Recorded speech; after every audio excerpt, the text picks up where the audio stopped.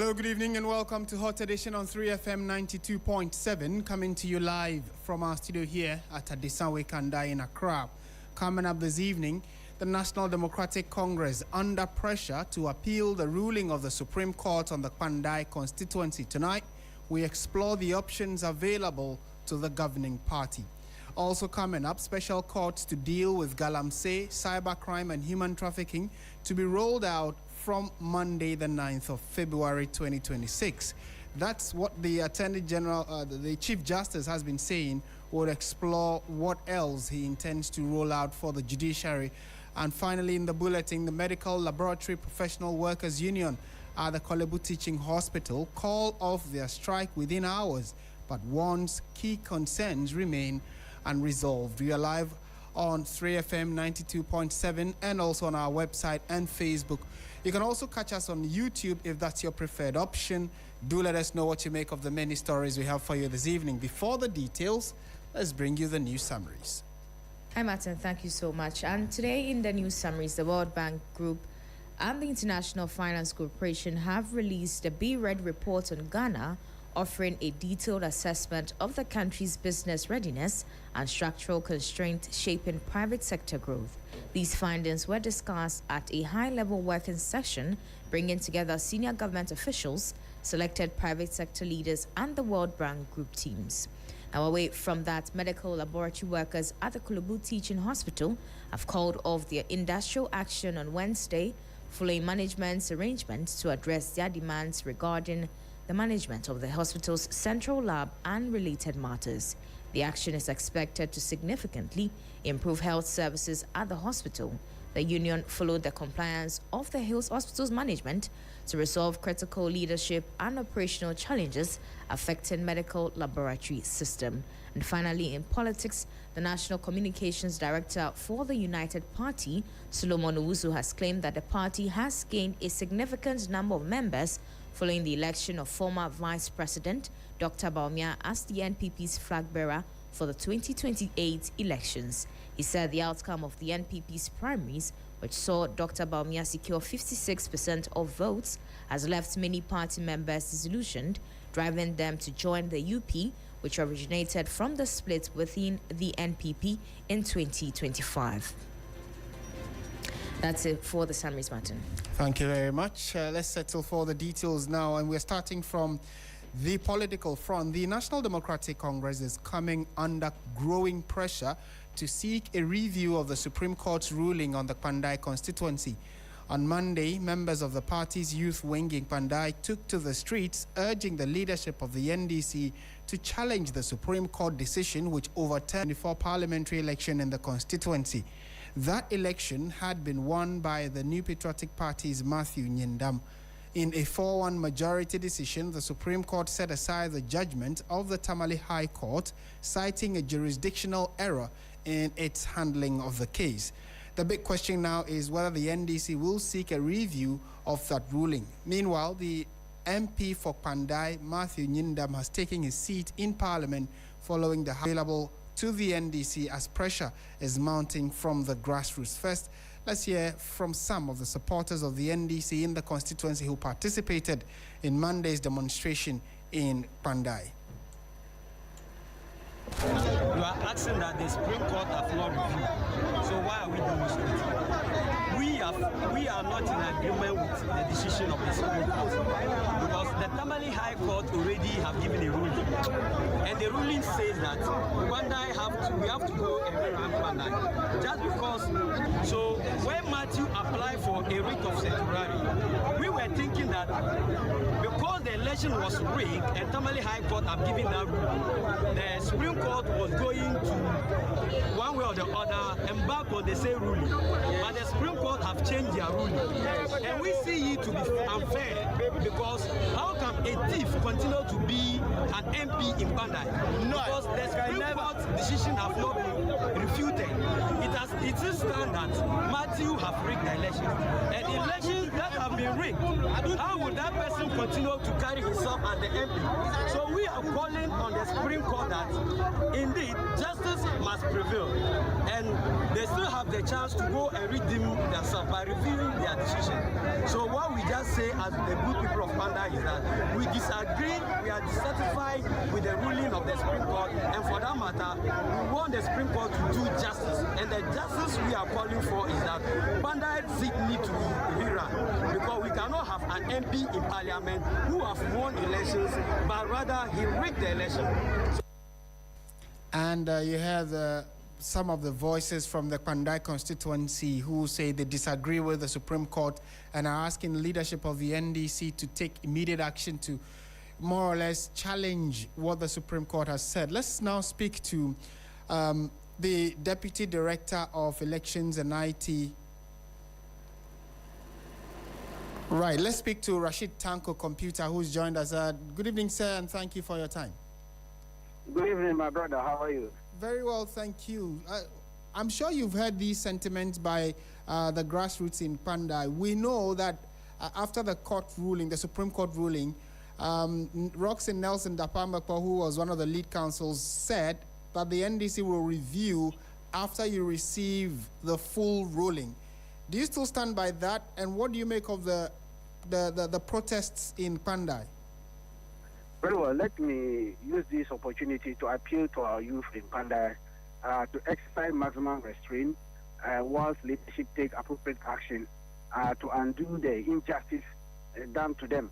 We know they are pain with the ruling at the Supreme Court, but you know, the law is always a law, and we are also going to use the same law to overturn that ruling.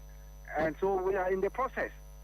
On the 5th of this month, which is Friday, we will get hold of the reasoning behind the 4-1 ruling, and then our lawyers will study and advise us appropriately. In fact, we are not going to allow this one to glide, because there's another leg we are also pursuing.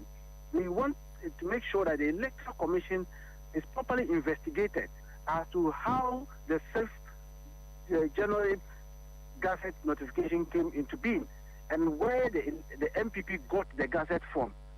We are going to, already in fact, we cited them for fraud because they swore an affidavit before Tamale High Court and attached the 6th Gazette, 6th January Gazette notification. That is perjury. And we are going to take up that matter seriously against them. And so our youth should exercise maximum restraint. In fact, the option of going for a review is still on the table and is very alive. Okay. And still on that, is it that there is a lack of communication between what the leadership of the party is doing, especially in Accra, and the grassroots members? Because it seems to reason that if the court decides, the party must immediately let them know. And they gave the impression that they had no clue. All they had heard was that Martin Asiedu-Dartey had been retained as the MP, which indirectly meant the NDC had lost every other option available. So has this communication reached the grassroots, and are you in touch with them as you are calling for calm? Well, when we heard of this, we quickly dispatched our regional secretariat to get to the constituency. You know, the NDC youth are the most disciplined youth you can think of. Very, very disciplined, very respectful. Quickly, when our team got there, they quickly listened to them and restrained themselves. And that is why, as of now, it's very calm in the constituency. We've spoken to them, the leadership of the youth over there, and made them to understand that they have not abandoned. The party is in full support of whatever we'll do to make sure that we'll get justice for the good people of Panda. In any case, the Supreme Court did not go into the substance of the matter. It's a technical issue. It's about Gazette. Which of the Gazettes should they use? Which time did we file and which time we didn't file? It doesn't violate the crime that was perpetrated against the good people of Panda. The election was rigged. The High Court ruling stated it. Okay. Page 151 of the High Court ruling stated very clear how the election was rigged. So that is a criminal issue, isn't it? And if that is so, it. And that's why we are going to pursue that matter.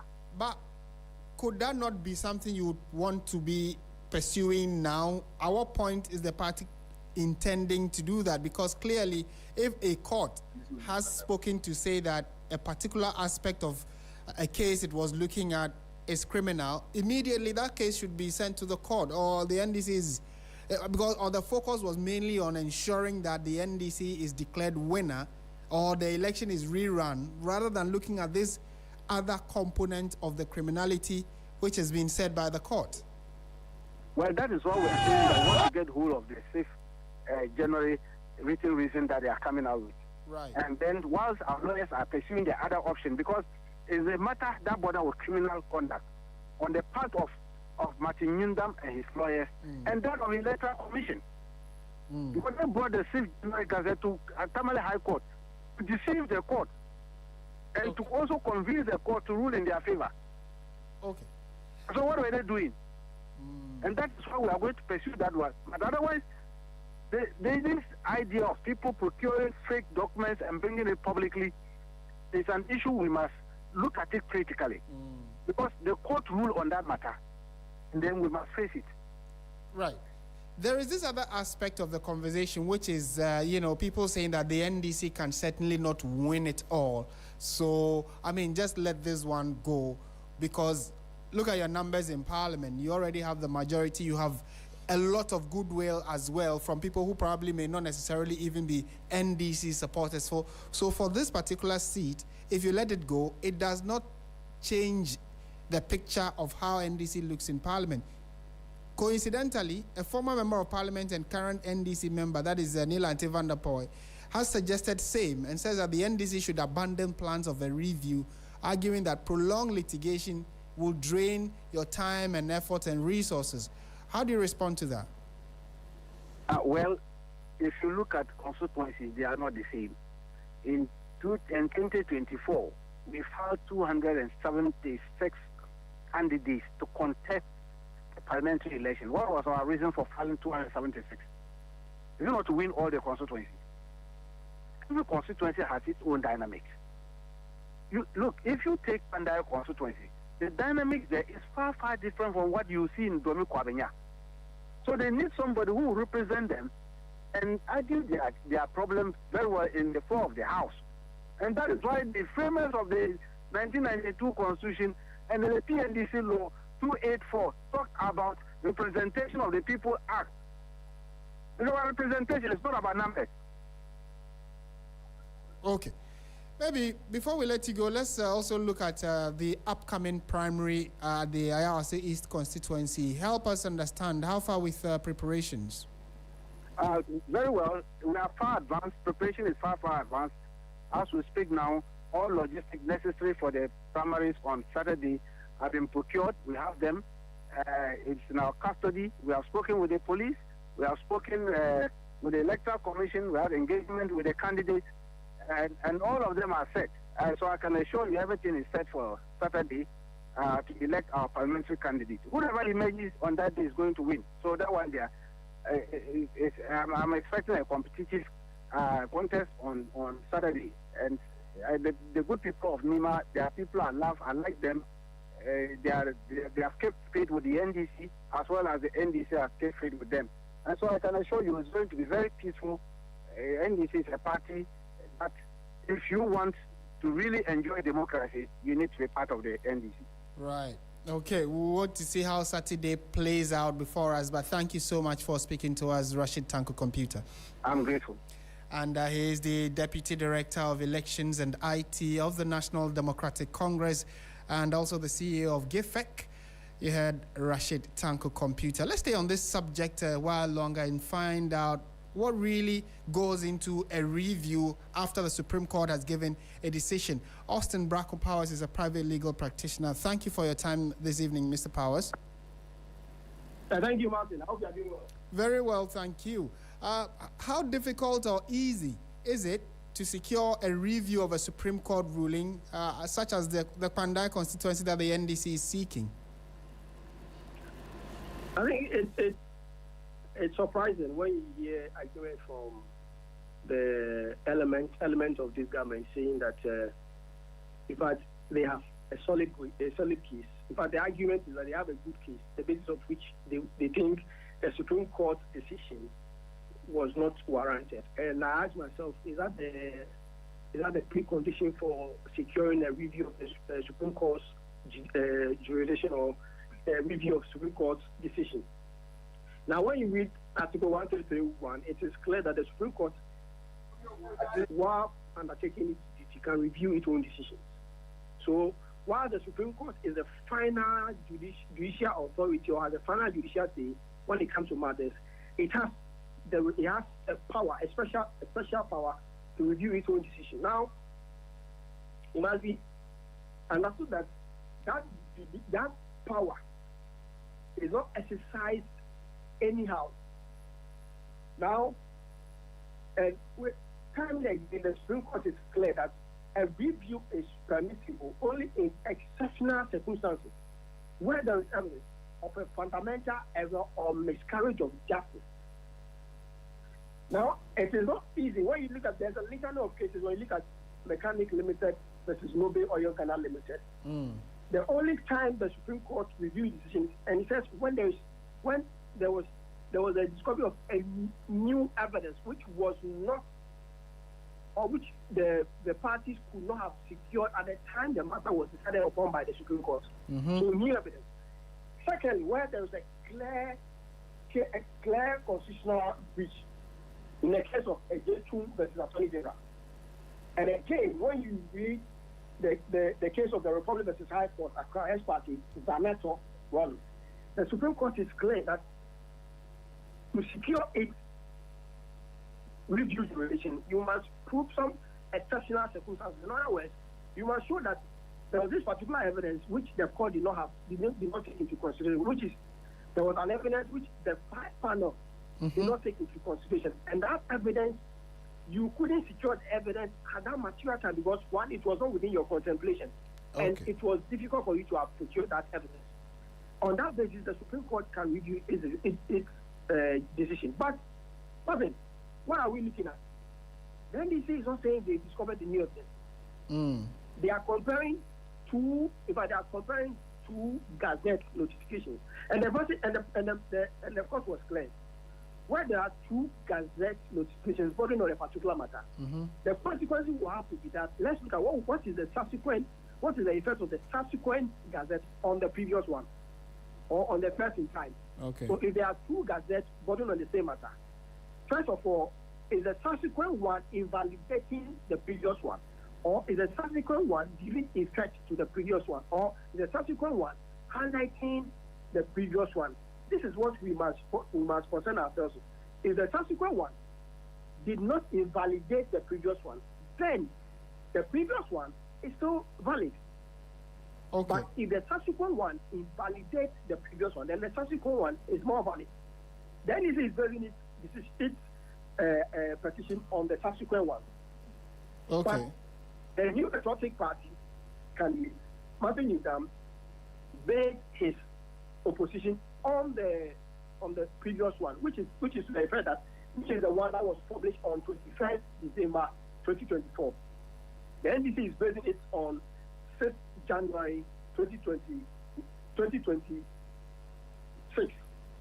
So, in fact, the position has to be clear. In fact, the NDC was basing it on 6th January 2025. Yes. And the court is clear that on that basis, the decision was taken based on the 21st December, which means that the petition was for some 11 days after the 21-day moratorium had elapsed, or the 21-day period had elapsed. Right. That means that, and when you look at Section 18 of the Representation of the People's Law, it's clear. That 21-day period, it cannot be extended by anybody, not even the President, not even the Supreme Court. Nobody can extend it unless Parliament itself review or unless Parliament amend the law to review that provision. So, Martin, the thing is that the supervisory jurisdiction of the Supreme Court is not a given. As much as a party may elect to go to trigger that power under Article 123, it is not a given. You must put exceptional circumstances. Right. And looking at the markers that has been put in the public by the governing National Democratic Congress, I don't think there is any exceptional circumstances. And to my mind, it will be difficult because in that matter, that means that the Supreme Court will have to be empaneled. There must be a 9-member panel. Which will review the decision by a 5-member panel. And I have always argued that when you look at the decision of the court, particularly in the ratio was 4 against 1. This is so heavy a victory for Martin Asiedu-Dartey that it will be difficult for the next panel, even if it is a 7-member panel, to review or to change the verdict. If it were a 3-2, maybe we can say it's a bit close, or if it were maybe a 5-3, then we can say it's a bit close. But this one, because it's 4-1, you say it is too obvious a declaration by the court that a review might be very difficult. Sometimes, Martin, like you work, sometimes you look at the mathematics. If it had been 3-2, then you will say that this is close, and that anything could happen. Even if there's a 7-member panel, it could be the verdict will change. But this is 4-1, and I have heard even a computer, who is the deputy election director of the National Democratic Congress, say that they have a good case. There's evidence of fraudulent activities, or they have evidence of fraudulent activities, and there are cases of multiple voting. But they are forgetting that when it comes to the supervisory jurisdiction of the Supreme Court, it has nothing to do with the substance of the matter. Okay. You may have a genuine case. In fact, there are 2 courts in this country that exercise supervisory jurisdiction, the High Court and the Supreme Court. And in exercising those jurisdictions, they don't care whether you have a good case or a solid case. All they care about is whether you followed the procedure, whether the court that made the decision has jurisdiction, or whether the court that made the decision has jurisdiction but acted in excess of the jurisdiction. Okay. Now, whether you have a good case or not, if you don't come within the perimeters of the law or the procedure as prescribed by Section 18, you've lost that right, and nothing can change. Okay. I see. So I don't see them succeeding in getting the Supreme Court to review a decision. I think this is the conclusion. They should focus on the next election.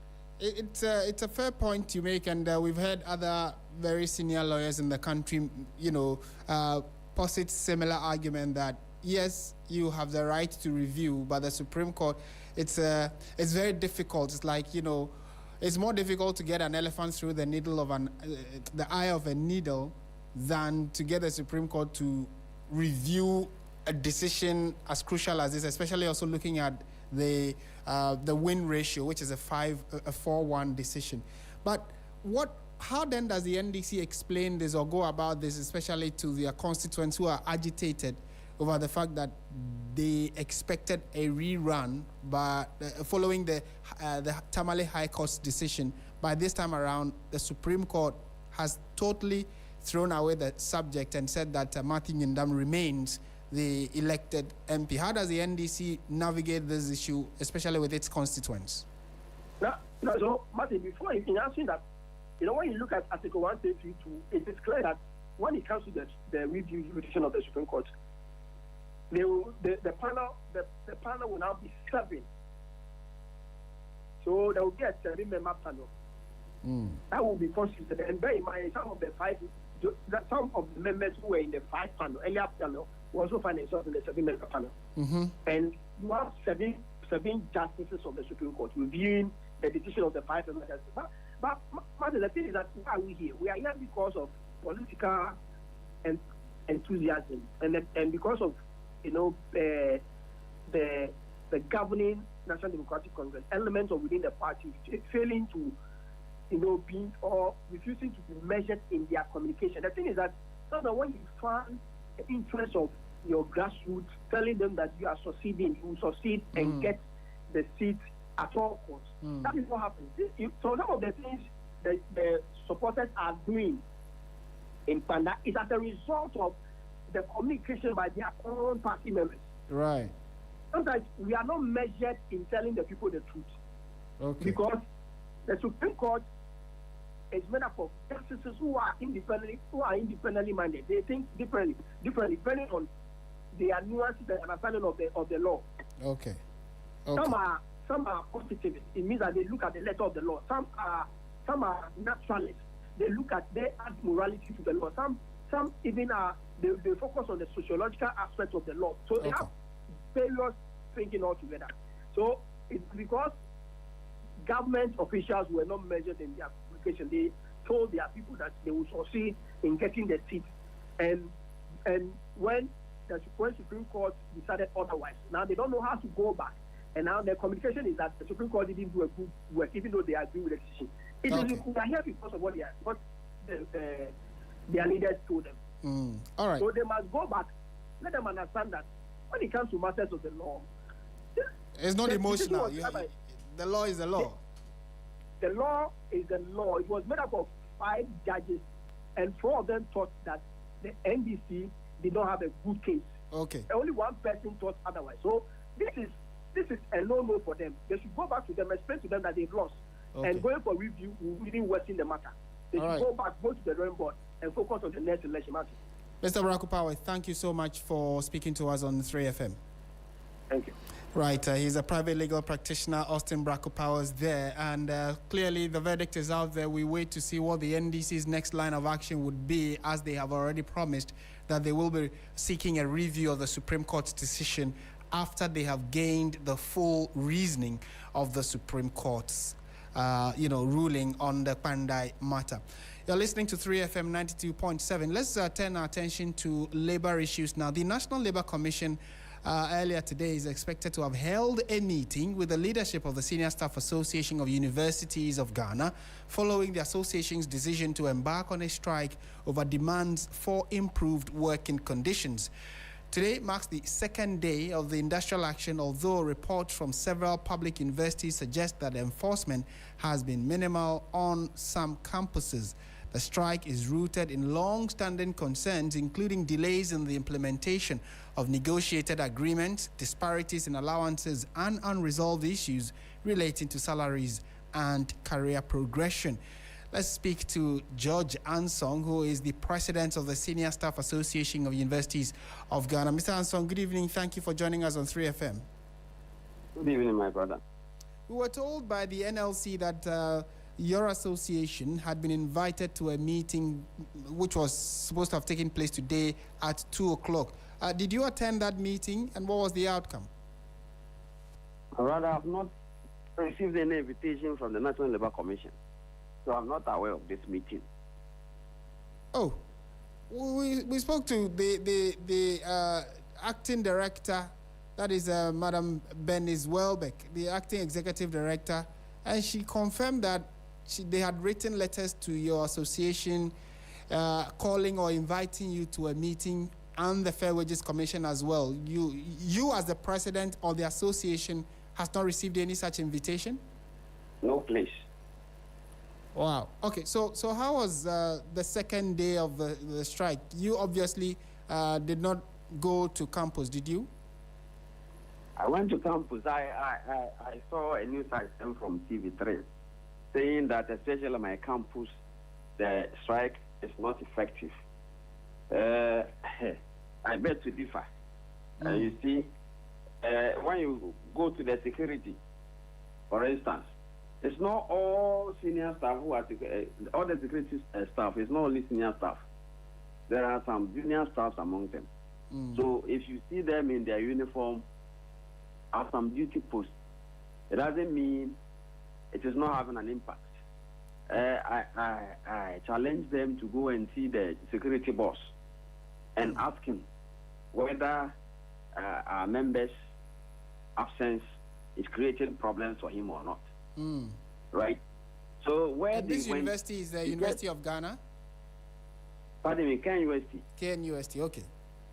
You see, because I am here, I am the leader. So why won't I enforce? But I can't go and drive a junior staff who is not part of us away from his workplace. Right. But all my people have complied. So if you come around and you see some people working, you might think it is not having any impact. But as I said, you approach the boss and ask him whether it is having an impact or not. So it's creating a bad impression as if the strike is not having any impact. But we should all watch and see. Okay. You wait and see whether it is having impact or not. And we shall all see. I'm sure you are in touch or communication with your executives across the country. So the executives in Accra, have they mentioned to you that there was an invitation by the National Labour Commission and whether or not they attended this invitation? Have you had any such communication? I've not had any such information. Okay. And as it stands, your demands are clear. Yesterday when we spoke to you, you gave us an outline of steps you have taken to ensure that the government or the employer hears your grievances and addresses them. So we spoke to the NLC. They said they have invited the association to come for a meeting. Now that you say you've not had any such invitation, what are your expectations from the Labour Commission? Because they say they are supposed to be, more or less arbitrators, trying to bring all parties together to resolve the concerns that you have. Well, we are law-abiding. We have a shadow meeting on the 11th. That one we were at the Labour Commission and were informed. But today's meeting, I've not received any invitation. I've not seen anything. I've not heard anything. So let's wait for the 11th.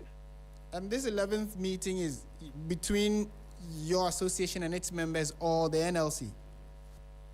Between, amongst us, NLC, my association and other unions, plus Fair Wages and Salaries Commission, UG, and other stakeholders. Okay. And have you also received correspondence from the other public universities as to how the strike is going? Are they also complying? I've been monitoring. The report I received from Legon was that some of our members, especially the security, were being threatened, but they've been able to hold the fort, so they are all complying. Okay, and I'm assuming that this is countrywide, so all public universities who are members of the association are expected to observe this strike. Exactly so, because it affects every member. Okay. So I'm giving you the platform again. We know that government officials, the education ministry, the heads of institutions, the Labour Commission, etc., listen to us. If you can just refresh our minds, what are the, and maybe if you can summarize it, the top 3 or top 5 issues you are expecting government to work on for you? What are these reasons why you are on strike now? So number 1 is that fair wages have unilaterally changed our condition of service. Whilst we are still negotiating, they have imposed an unknown allowance on us, which we cannot accept. Number 2 is that government has failed to pay our Tier 2 contribution from 2024 August to December. So we are asking the government to quickly pay that, plus the penalty of 3%, as the law says. And then 3 is that we are expecting government to invite us to sit down to find ways of paying the arrears of salaries and allowances that was not paid to our members who were not a tertiary institution, but government put them together into a university. And they have worked for about 4 or 5 years, and they were underpaid. We want government to sit down with us to draw a roadmap how it's going to be paid. So this is a summary of your concerns. Okay, and the last part you just mentioned, that has to do specifically with Unimac, right? Yes, right. And that will mean that having worked for the 4 to 5 year period you're talking about, if the final agreement is arrived at, that will mean government will have to do a back pay for that 4 to 5 years. Exactly so. We know maybe government cannot pay at a go. So let's sit down and draw a roadmap. Right. Okay. We are grateful that you have spoken to us this evening. We definitely will try and get the Labour Commission as well to see what their thoughts is, because we were confident, following what they told us, that you were going to have a meeting today, but looks like the invitation has not reached you yet. So thank you for letting us know. We wish you all the best and see how this plays out. Thank you very much, my brother. And that is George Ansong, the president of the Senior Staff Association of the Universities of Ghana. To be honest, we thought that by close of today we would have heard that the meeting actually happened and the conversations or negotiations have commenced. But from the look of things, looks like the meeting, from the perspective of the Senior Staff Association, did not happen, or they have not met the Labour Commission yet. Although the Labour Commission confirmed to us that the invitation is for 2 p.m. today, but over 3 hours past the 2 p.m., we are told by the senior staff that they did not go for that meeting because they didn't get an invitation. So we'll try and see if we can get the NLC to tell us what exactly happened today and whether maybe the meeting happened but with different individuals, and whether the Fair Wages and Salaries Commission, for instance, was at that meeting and what the decisions or outcome of that meeting was. This is 3FM 92.7. You're listening to Hot Edition. We are staying with labor issues because the medical laboratory workers at the Kolebu Teaching Hospital have called off their strike just hours after it began, but say that the decision should not be mistaken for satisfaction, warning that key concerns remain unresolved. The brief industrial action on Wednesday disrupted laboratory services and left patients uncertain about when critical tests would resume. Deborah Abba-Mensah was at the lab unit of the Kolebu Teaching Hospital and has filed this report. The Medical Laboratory Professional Workers Union described the suspension as a reluctant concession made in interest of patient care. According to the union, long-standing leadership and logistical challenges are already affecting healthcare delivery. They revealed that the situation has become so dire that even some health workers admitted to the ward cannot be properly diagnosed. This is actually affecting service delivery, and people's lives are even perishing for it. As we speak, we have colleagues, our own colleagues on admission in the ward. And because we do not have logistics, nobody knows what is even wrong with them. This is a situation we should not allow. So if we can suffer this situation, then you can imagine what is happening to the ordinary Ghanaian. Among their demands is the appointment of a director of allied health to report directly to the hospital's chief executive officer. The workers are also raising concerns about what they describe as an opaque process to privatize or outsource laboratory services. We are demanding for transparency. Whatever management intends to do, we are there as workers to support them. So it is our wish that they will open up enough for us to interrogate the process, that we will also benefit at the end of the day. In that some of the union's requests require strict adherence to public service procedures. There are public service regulations, policies that cannot violate. You have to go through the process.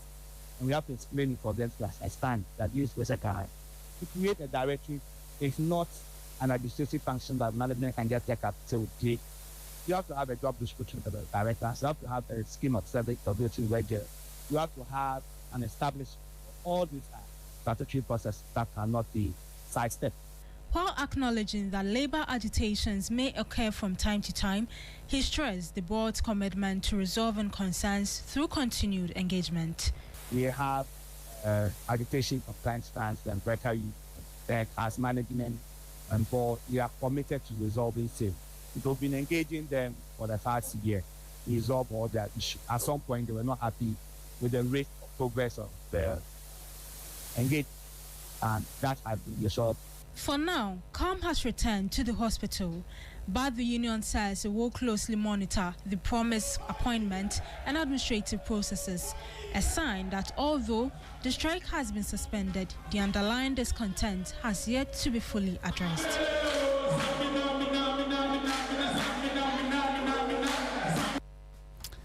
Now, the Chief Executive Officer of COCOBOD, Randy Abe, has appealed for patience as management works to fix funding and pricing challenges that have made Ghana's cocoa less competitive on the global market. According to him, the difficulties have stemmed from the financing model that COCOBOD inherited, adding that a new refinancing framework is being developed to address concerns across the sector. There is more in this report. COCOBOD is under pressure, grappling with falling cocoa prices, funding shortfalls, and a strained financial position that has left buyers struggling while farmers continue to complain about delayed payments and uncertainties ahead of the next harvest. Cocoa Board Chief Executive Dr. Asiedu-Dartey confirmed that one key challenge is that buyers find Ghanaian cocoa expensive compared to other producing countries, a situation that has contributed to wider concerns in the sector.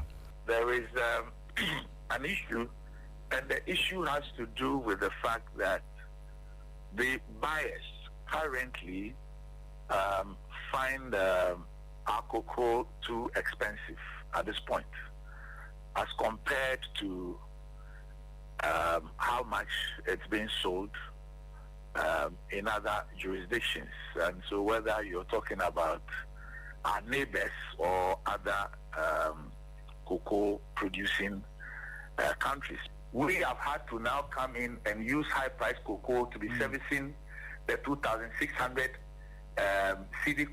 dollar contract that they sold this cocoa for. He adds that many of the current problems can be traced to the financial mess created under the erstwhile government. The truth of the matter is that we all appreciate where the issues are today.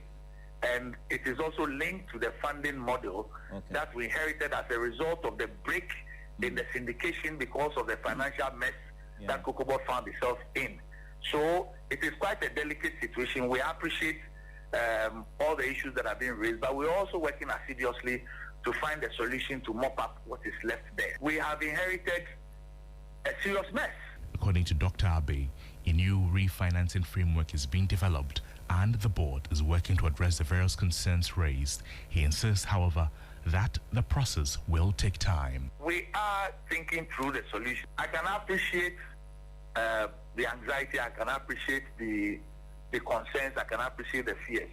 All I would ask is that they exercise a bit of patience. The Honorable Minister of Finance, the board of Cocoa Board and the management are working to find a way out of this situation. I don't think that it will be too long. I think that, we have definitely demonstrated that we have these farmers at heart. And that is the Chief Executive Officer of Cocoa Board, Randy Abe, ending that report. Away from that, the Ghana Water Company Limited has uncovered 229 illegal connections from 2024 to date, charging offenders a total of 8.6 million Ghana cedis. So far, 2.1 million cedis has been recovered. The managing director, Adam Mutawakilu, says the company's low production stemmed from operational and financial challenges. Beatrice Ajokosoa has more in this report. According to the Ghana Water Limited, pollution of water bodies remains a major obstacle, as the daily demand for water now stands at 350 million gallons. Treatment facilities can only produce 220 million gallons, leaving a deficit of 130 million gallons every day. In Accra-Tema metropolitan area alone, demand is 210 million gallons per day, while supply is just 137 million gallons, creating a shortfall of 73 million gallons daily. Managing Director of Ghana Water Limited, Adam Mutawakilu, highlighted debt as a major hindrance, with outstanding arrears and unpaid bills weakening cash flow. He attributed revenue losses to illegal connections, meter bypassing, billing anomalies, and water theft. Outstanding arrears across customer category now run into billions of cedis nationwide. It rose from 1.6 billion in 2023 to 2.1 billion Ghana cedis in 2024. Per our audited financial statement. Unpaid bills translate directly into reduced service delivery. To address commercial losses, the Ghana Water Limited has expanded its revenue enhancement teams from 3 to 10. Between August and December 2025, we achieved the following. 217 illegal connections were discovered. 239 illegal connection detectors as we speak. Out of this, 8.6 million has been charged. Out of this 8.6 million, 3 million, it relates to only 2 clients. 2 clients amount to 3 million. The balance of the 5.6 amount to the remaining 237. 2.1 million has so far been recovered. We have written to them, some have come voluntarily to pay. Those who have not yet, our legal counsel has taken it to the next step to proceed to court. At the inauguration of the additional teams, the managing director of Ghana Water Limited appealed to customers to pay their water bills promptly. And you heard that report by my colleague Beatrice Ajoko. So that's it for this segment. We are now going to the world of business. This is 3FM 92.7. You're listening to Hot Edition. The latest in the world of business is next.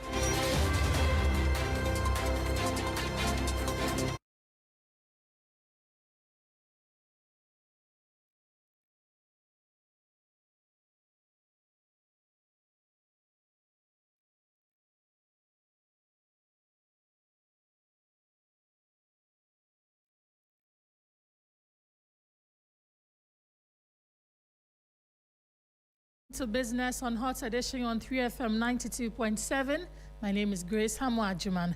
Ghana's economy has reached a significant milestone as headline inflation plummeted to 3.8% in January this year.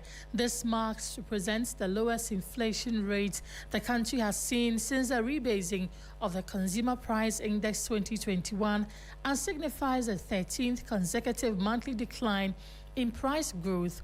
According to the latest data released by the Ghana Statistical Service, that its inflation process accelerated significantly at the start of the year. Let's listen to government statistician Dr. Alhassan Idrisu.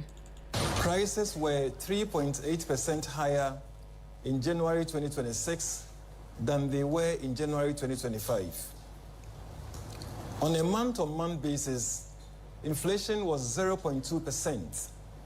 Meaning prices increased by 0.2% between December 2025 and January 2026. The January 2026 inflation rate of 3.8% is significant for several reasons. First, it is down from the 5.4% recorded in December 2025, representing a 1.6 percentage point decline in 1 month. Second, it marks the 13th consecutive month of decline in inflation. Third, it is the lowest inflation rate recorded since the CPI rebasing in 2021. And finally, when we compare this figure to what occurred the same period last year, which is a year ago, that's January 2025, when inflation stood at 23.5%, we see a 19.7 percentage point reduction in inflation. This sustained decline signals that Ghana is firmly on a path towards price stability. That was government statistician Dr. Alhassan Idrisu. Away from that, president of the Ghana Insurance Association, Watsma Bafo Ewa, has issued a candid assessment of the nation's insurance sector, identifying a deep-seated trust deficit fueled by complex technicalities and poor public communication.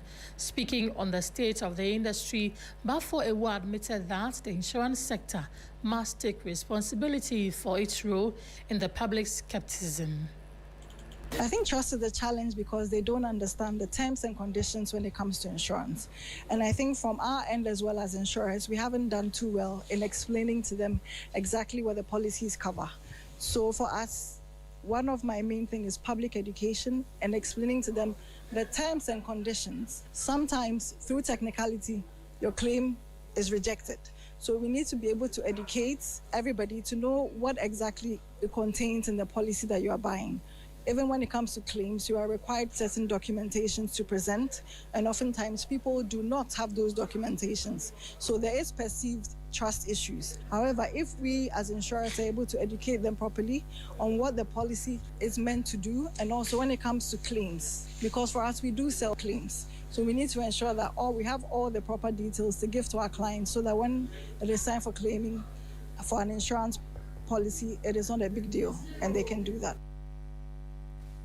That was President of the Ghana Insurance Association, Boatima Bafo Iwa, ending business on Hot Edition on 3FM 92.7. My name is Grace Hamwajiman. Bill Eshen has the latest in the world of sports.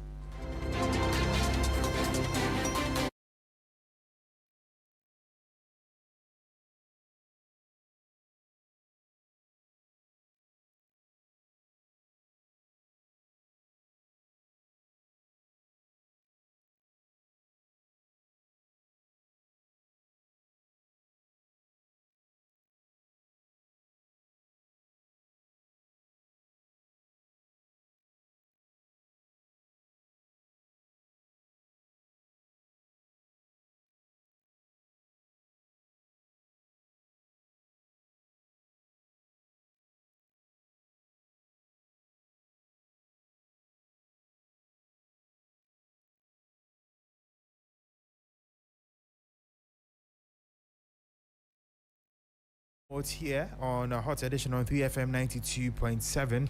My name is Bill Ishen. To our first story, the Minister for Sports and Recreation, Kofi Adams, has confirmed that government is considering sending Ghanaian supporters to the FIFA World Cup, with the final number depending on funds raised through a newly established fundraising committee. Speaking on Asempa FM, the minister said the policy direction is now clear that Ghana should be represented by its fans at the tournament. He said, quote, "The policy that we should take funds is clear. It is clear that we should work at it, and that is why we have set up a fundraising committee. The number we will take ultimately will depend on how much we raise," he stated. Now, according to him, the committee has been tasked with mobilizing resources to support travel and accommodation arrangements for supporters who would travel to cheer on the Black Stars at the global showpiece. Now, let's do some more. Ghanaian referee Daniel Ni Ayilaye has been appointed to officiate the CAF Confederation Cup clash between Kaiser Chiefs and Al Masry SC. Laye, who recently featured at the Africa Cup of Nations in Morocco, where he handled the semi-final between the host Morocco and Nigeria, would be supported by an all-Ghanaian officiating team.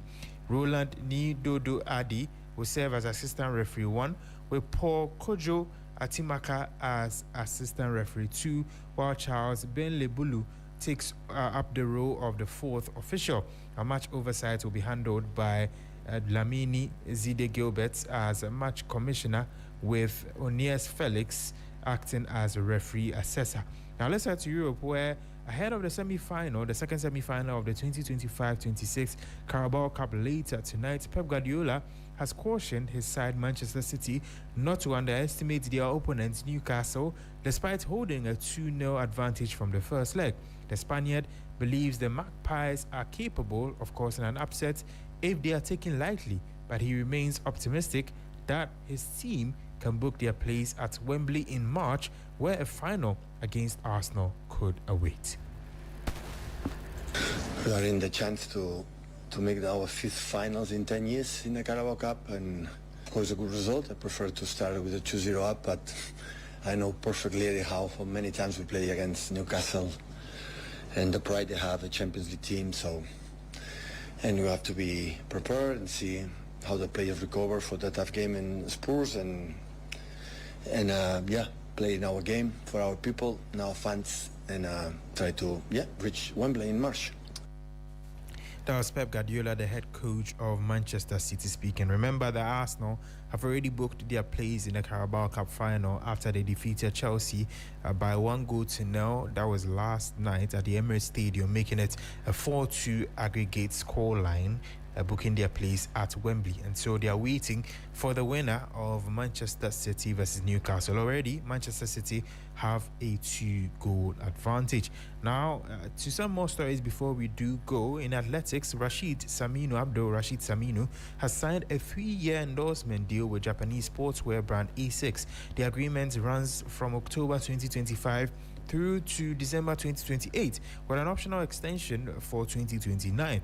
As part of the deal, A6 America will cover travel expenses, physical therapy, and coaching allowance. This marks the Olympians' first official professional contract and comes as a major boost ahead of the World Relays in Botswana and the Commonwealth Games in Glasgow. Now let's hear from Ghana's fastest man, Rashid Saminu, who spoke exclusively to 3 Sports after penning his contract. Good. I'm really grateful for the process. My agents put a lot of effort to get me the deal, so I'm really happy and I'm grateful. Not really, actually.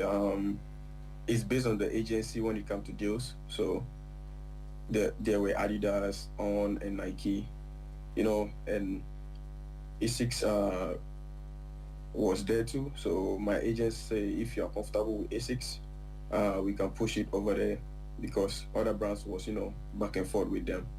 So I was like, why not?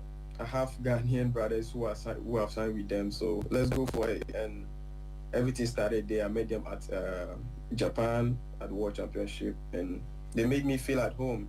They told me, hey, we are ready to take good care of you. Welcome home. I was like, wow. So it was going through my hair, like, then I won't go for any other brand. Let me just go for A6. It's been going on since September, and I have not published it yet. So finally signed. I'm grateful. I'm happy. 2025. Let's see. Sometimes we can't rate 100 to thousands, but I can say from 100 to 1,000, it was great. For the first time, like in 4 years or 3 years, Ghana has made it to even first time Ghana qualified the fastest time in history in a World Championship. It was amazing. And my season was best because I put all my effort to just go in all out, because that's my last year in college. In college, there are 2 things involved.